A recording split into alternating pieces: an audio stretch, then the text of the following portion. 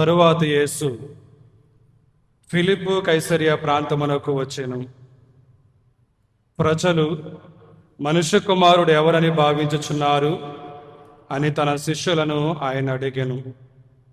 అందుకు వారు, కొందరు స్నాపకుడకు యోహాను అనియు, కొందరు ఏలియా అనియు, మరికొందరు ఇర్మియా లేదా ప్రవక్తలలో ఒకడనియు చెప్పుకొనుచున్నారు అనిరి.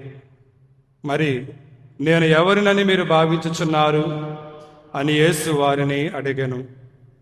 అందుకు సీమోను పేతురు, నీవు సజీవుడవకు దేవుని కుమారుడవైన క్రీస్తువు అని సమాధానమిచ్చెను.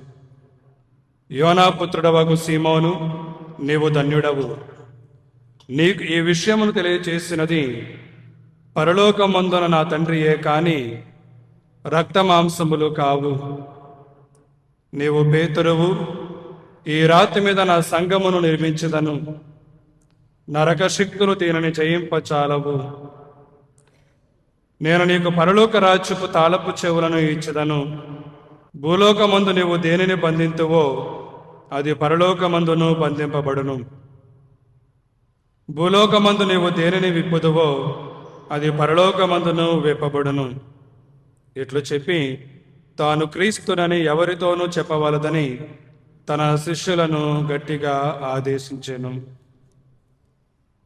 ఇది క్రీస్తుని సువిశేషము.